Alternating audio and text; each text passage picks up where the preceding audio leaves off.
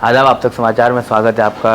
जिस तरह से भारत भर में महिलाओं के उत्पीड़न के मामले सामने आ रहे हैं, सोशल मीडिया की अगर बात की जाए तो जो एक ह्यूमर फैल रहा है, गुमराही फैल रही है महिलाओं में और आने वाली पीढ़ियों में, बच्चियों में। जमात इस्लामी हिंद एक ऐसा काम करने निकली महिलाओं की विंग्स बनाकर, और हम उनके जो है जनरल सेक्रेटरी से भी बात करेंगे कि क्या कुछ इस जो है टीम को बनाने का मकसद है और किस तरह से आप लोग जो है स्टेप बाय स्टेप आगे निकल कर महिलाओं के अंदर से ये जो भ्रम फैला है सोशल मीडिया को लेकर, और जो नफ़रती माहौल के बीच जो महिलाएं बच्चियां गुमराह होती हैं, उन तमाम को लेकर। ख़ास तौर पर कई लोग जो है इसे इस्लामी संगठन कह रहे हैं, लेकिन ये हिंदुस्तानी संगठन है जमात इस्लामी हिंद, जो काफ़ी बरसों से आज़ादी के समय से लोगों के हित में और जो है भारतीयों के हित में, सबसे बेहतर तो ये है कि भारतीयों के हित में काम करती है ये संस्था। क्या कहोगे, किस तरह से आपको ये सूझबूझ आई, समझ आई? काफ़ी समय से जमात इस्लामी हिंद काम कर रही है, लेकिन कब आपको ये लगा, कौन सा ऐसा लास्ट केस देखा भारत में कि आपको लगा कि अब हमको निकलना चाहिए? जी, जमात इस्लामी का इंट्रोडक्शन आप सब बहुत अच्छे से जानते हैं। जमात इस्लामी हमेशा से उसका स्टैंड है कि जब भी कोई बुराई सर चढ़कर बोले तो हम उसके ख़िलाफ़ खड़े हों। इस तरह के बेशुमार कैंपेन्स हम कर चुके हैं और करते रहेंगे, अभी भी कर रहे हैं। ये जो अभी सूरत हाल जो पैदा हुई है हिंदुस्तान में पिछले कुछ दिनों में, और जिस तरह नौजवानों के अंदर गुमराही बढ़ती जा रही है, और सबसे अहम जो टारगेट किया जा रहा है वो नौजवानों को, यूथ को टारगेट किया जा रहा है कि उनको आज़ादी का नारा दिया गया है। उनको ऐसी आज़ादी का नारा दिया जा रहा है जो तमाम उसूलों से आज़ाद हो, आपको कोई कुछ बोलने वाला ना हो, आप अपनी ख्वाहिशात के मुताबिक जो चाहें वो करते रहें। तो ये जो आज़ादी है, इस आज़ादी के जो नुकसान हिंदुस्तान में जो सामने आए हैं, अभी आपने जो कुछ देखा है, कोलकाता का चाहे आप केस ले लीजिए, चाहे वो आदिवासी की 14 महीने की बच्ची का केस ले लीजिए, चाहे एक 35 साला मुस्लिम नर्स का केस ले लीजिए, और इस तरह से हम जब ड्रग एडिक्शन और उसकी बात करते हैं तो ये भी इमोरल होने की वजह से ही इतना हमारा नौजवान एडिक्शन में मुब्तला है। और सबसे अहम चीज़ इसमें यह है कि जिसका नौजवान इस तरह की एडिक्शंस में, इस तरह की लत में पड़ जाएगा, अपनी ख्वाहिशात पर उसका कोई काबू नहीं रहेगा, तो ऐसे देश के निर्माण के लिए हम क्या करेंगे?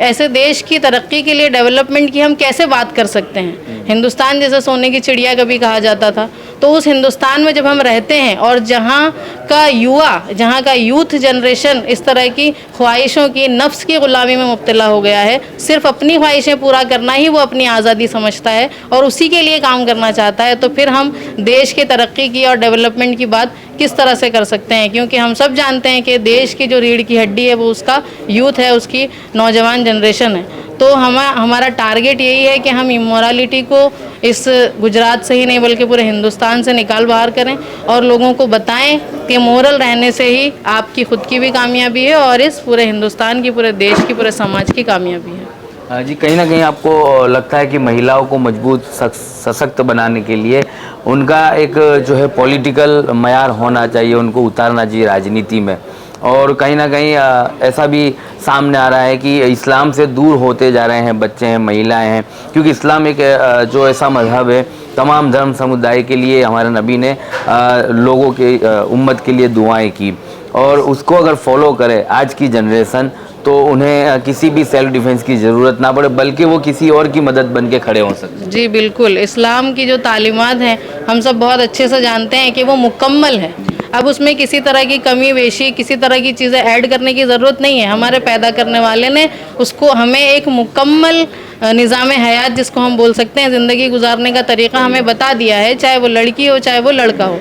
तो उसके लिए उम्मत मुस्लिमा होने की हैसियत से, तो एक मुसलमान होने की हैसियत से तो हमारा यही काम है।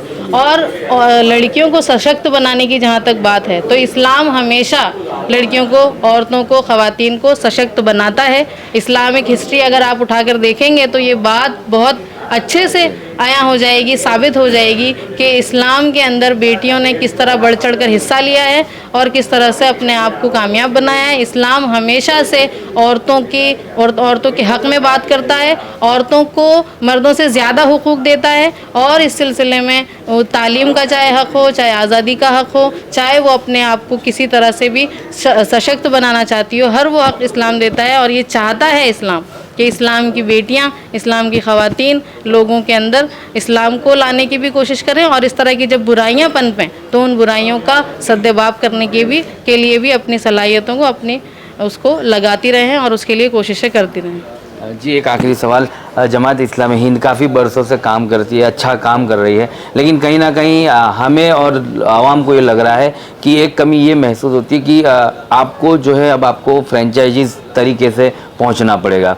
जैसे कि आप एक विस्तार में हो तो एक बहुत बड़ा पर्टिकुलर एक विस्तार है सरखेज जूहागुड़ा, तो आप कभी अंबर टावर भी पहुंचे, आपका एक फ्रेंचाइजी हो वहाँ पर छोटा सा, कि वहाँ की आवाम जो आपको आके कनेक्ट हो सके और कुछ आवाम जो है सरखेज की वहाँ आकर कनेक्ट हो सके। ऐसे विस्तारों में आपको एक ऑफिस देनी पड़ेगी और आपके जिम्मेदारान को वहाँ पर बैठाने पड़ेंगे जिससे लोगों तक ये बात पहुँचे। देखिए, इस सिलसिले में जमात इस्लामी तो पहले दिन से बहुत ज़्यादा प्लानिंग के साथ काम करने वाली संस्था है। जैसा कि अभी आपके सामने आया, ये तो नेशनल लेवल की एक पूरी वो है, जमात संगठन है एक, और ये लोकल बॉडीज़ भी हैं हमारी। पहले हिंदुस्तानी लेवल पर हेडक्वार्टर है हमारा, उसके बाद स्टेट लेवल पर, जैसे कि गुजरात स्टेट है, और गुजरात के अंदर कई यूनिट्स हैं हमारे। जो आप सरखेज और जुवापुरे की बात कर रहे हैं, वहाँ भी हमारे यूनिट्स कायम हैं और वहाँ पर भी इस तरह के प्रोग्राम्स हम करते रहते हैं वक्तन फवक्तन। तो इस तरह से बहुत सारे लोकल लेवल पर जो काम है वो लोकल लेवल पर काम किए जा रहे हैं। हमारी जो बॉडी है पूरी ये इस जमात की जो पूरी बॉडी है वो इसी तरीके से है। पहले नेशनल लेवल पर हमारा एक जिम्मेदार है, फिर स्टेट लेवल पर, और फिर उसको यूनिट लेवल तक लेकर जाना है, और यूनिट लेवल तक लेकर जाके हम आम लोगों तक भी उस मैसेज को पहुंचाते हैं। तो ये तो हमारा इसी तरीके का प्रोसेस है हमारा पूरा करने का, हम इसी तरीके से उसको करते हैं। जी, बहुत बहुत धन्यवाद हमसे बात करने के लिए। हमारी देश भर की बहनों को तमाम धर्म समुदाय का एक आखिरी आपकी तरफ से मैसेज।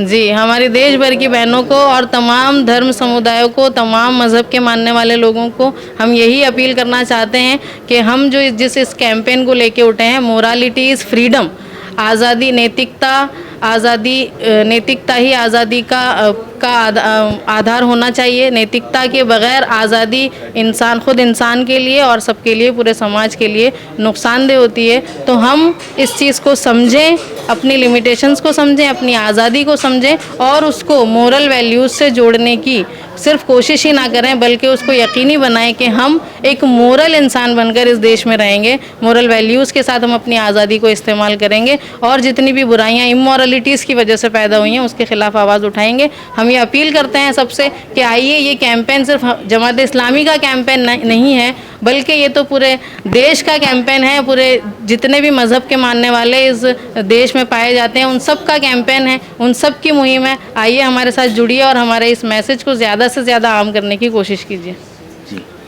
जी, चलिए, तो ये महिला विंग से थे जमात इस्लामी हिंद से। आने वाले दिनों में ये देखा जाएगा किस तरह से जो है भारत भर में इनकी मुहिम चलेगी। स्टेट लेवल पर अभी ये शुरू हुआ है गुजरात से, और किस तरह से लोगों को जोड़ा जाएगा और तमाम धर्म समुदाय को एक मैसेज दिया जा रहा है, इनविटेशन, दावत के तौर पर उनको बुलाया जा रहा है कि आप तमाम लोग जुड़िए और इस मैसेज को आगे ज़्यादा से ज़्यादा वायरल कीजिए।